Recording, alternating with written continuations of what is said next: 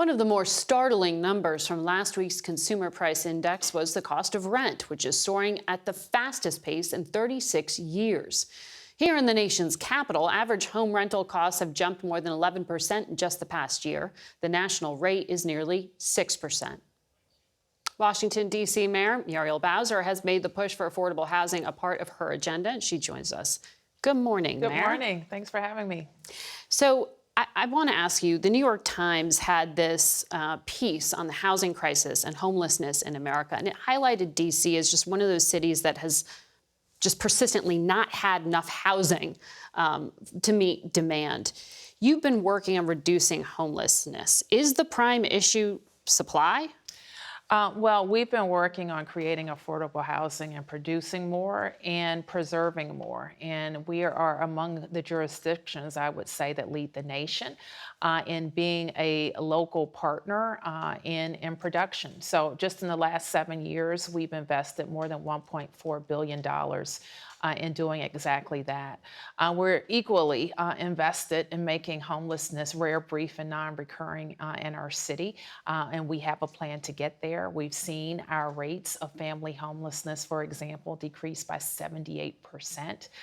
Chronic homelessness also, we're attacking and driving those numbers down for most categories. So what we see is in a city like ours where people want to live and want to work, that we always have to be producing more housing. So I'm wondering then, in an environment where we are now, where interest rates are going up, is that discouraging builders from producing what you need? Do you need the federal government to step in and provide some sort of support? Well, we're certainly are going to be able to do less with the very historic investments that we've made. So we're concerned about that. But what I know that we're doing everything locally that we can. We have a tool called the Housing Production Trust Fund.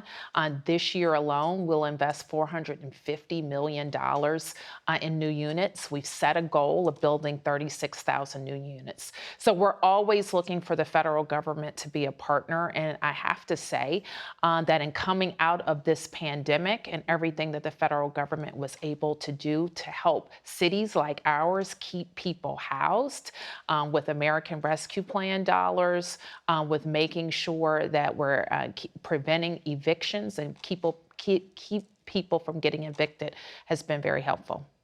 The Washington Post reported last week that homeless shelters in D.C. were filling up, and groups are getting overwhelmed by these buses that the governors of Texas and Arizona are sending here full of migrants.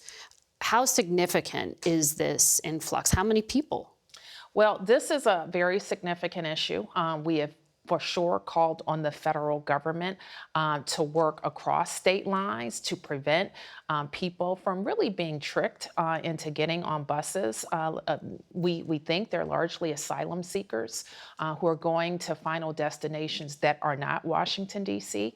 I worked with the White House to make sure that FEMA provided a grant to a local organization that is providing services to folks.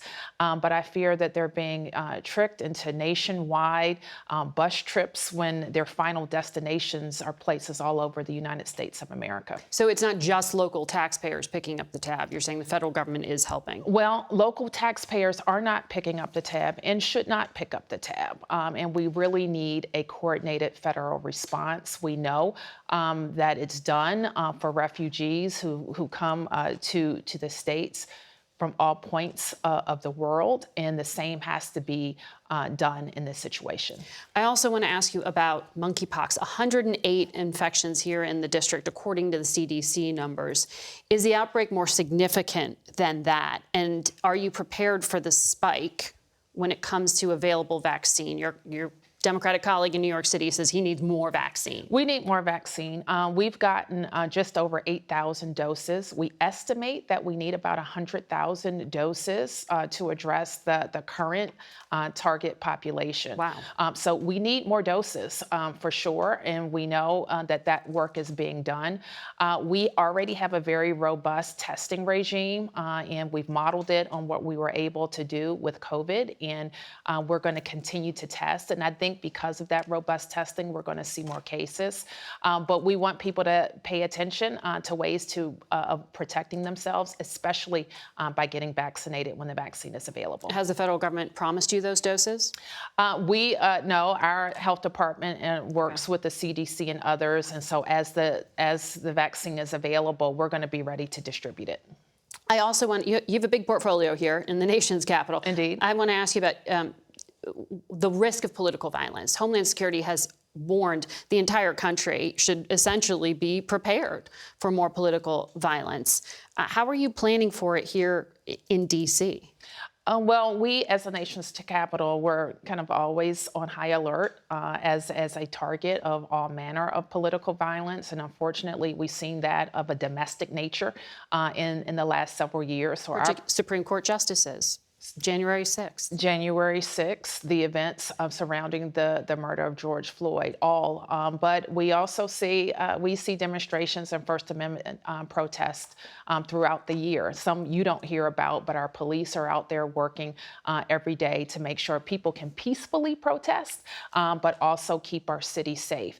So it is an ongoing high-level interaction with our federal partners, including Federal Homeland Security, all the federal agencies that are in DC, but our Metropolitan Police Department is there to support them in many cases and lead in others.